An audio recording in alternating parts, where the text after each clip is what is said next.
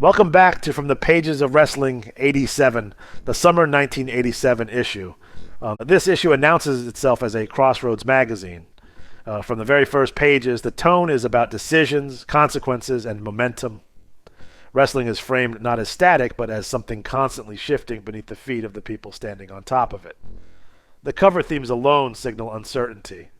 Lex Luger moving toward the Horsemen, Nikita Koloff's change in attitude, Andre the Giant explained, and Kerry Von Erich's health questioned, not as rumor but as warning. The issue opens with opening bell setting the editorial rhythm. This section functions as orientation rather than hype, placing the reader in the middle of a wrestling world that is expanding, fragmenting, and accelerating all at once. Wrestling is treated as a living ecosystem where one decision ripples outward. Feedback follows, grounding that ecosystem in reader response. Letters reflect debate, disagreement, loyalty, and anxiety. Fans argue about champions, promotions, and direction.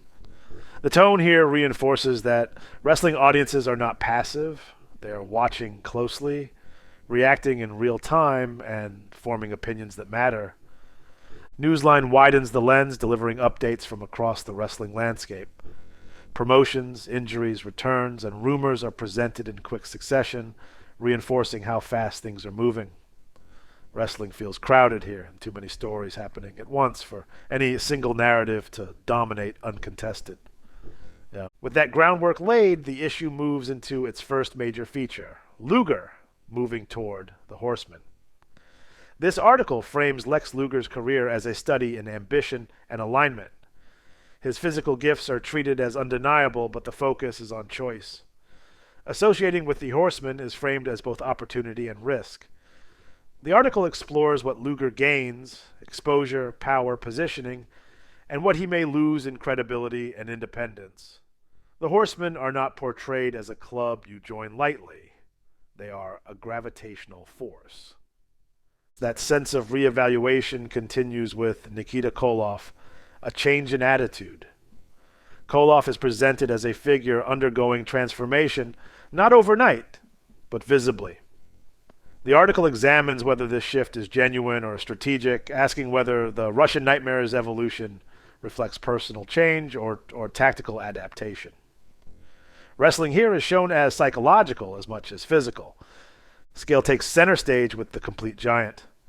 Everything you always want to know about Andre. This feature slows the issue down deliberately. Andre the Giant is treated not as a gimmick, but as a phenomenon. The article explores what it means to grow up different, to live in a world not built for your body. Andre's size is contextualized through daily life, travel, pain, and expectation. The tone is reverent, explanatory, and humanizing. Conflict becomes hypothetical but revealing in head-to-head. Michael Hayes versus Terry Gordy. The Freebirds are split conceptually, with experts weighing who would prevail if forced to compete against each other. The feature uses speculation to explore style, instinct, and identity. Even in unity, fractures exist. The article makes it clear that teams are often held together by circumstance as much as loyalty. Debate turns outward with you decide, should there be one unified world championship?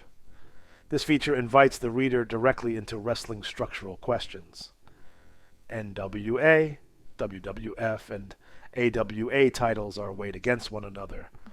Arguments for unity clash with arguments for tradition. Wrestling is framed as an industry wrestling with its own scale, asking whether consolidation strengthens legitimacy or erases identity. The tone sharpens with Wrestling 87's warning to the fans. Your cheers might cripple Kerry Von Erich. This is one of the most sobering articles in the issue. It frames fan enthusiasm as a double-edged sword. Kerry's return is treated not as triumph, but as medical risk. And the article asks readers to confront their role in pushing performers beyond safe limits. Wrestling fandom is positioned as powerful, multiple, and potentially harmful. At the heart of the issue sits Interview 87, Lex Luger. This is the centerpiece, and it earns that placement. Luger's career is traced from his early days through his rapid ascent. His mentors, his success in Florida, his clashes with Ric Flair, and his Rookie of the Year. recognition that are all laid out as evidence of potential realized quickly. But the interview turns when the Horsemen enter the conversation. Luger explains his thinking bluntly. He frames his choices not as betrayal, but as realism. Wrestling, in his view, is about positioning yourself where power already exists. Friendship, popularity, and perception are weighed against influence and opportunity. Momentum shifts again with Solid Gold. The Midnight Rockers win the AWA Tag Team belts. This feature celebrates persistence. Marty Jannetty and Shawn Michaels are framed as a team that earned success through repetition and refinement.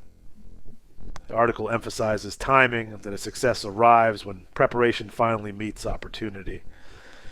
The mood softens with the private side, Billy Jack Haynes. This feature steps away from titles and angles to examine the man behind the persona. Haynes is presented through his offering life, offering contrast to the intensity that defines him publicly.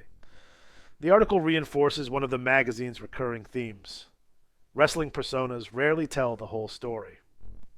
From there, the issue cycles through its remaining departments, each adding texture. In this corner and Managers Forum examine strategy and control, emphasizing that wrestling is guided as much from the outside as within the ropes. Scouting report and scoreboard quantify momentum, ranking, and tracking progress. Best Bet and Golden Moment celebrate confidence and memory, while Info Center and ratings formalize opinion into hierarchy. This just in closes the informational loop, reinforcing that wrestling never stops evolving. Even as the magazine ends, the stories continue moving. Throughout the issue, advertisements are omnipresent. Cameras, mail-order products, fitness promises, and fan gear all coexist with editorial content. And these ads mirror the magazine's themes: transformation, access, and aspiration, and reminding the reader that wrestling culture extends beyond the ring and into everyday life. Wrestling, 87. Summer of 1987 captures a moment of tension and possibility.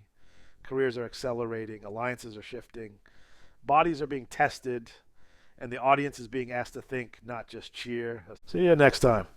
Farewell from the Empire State.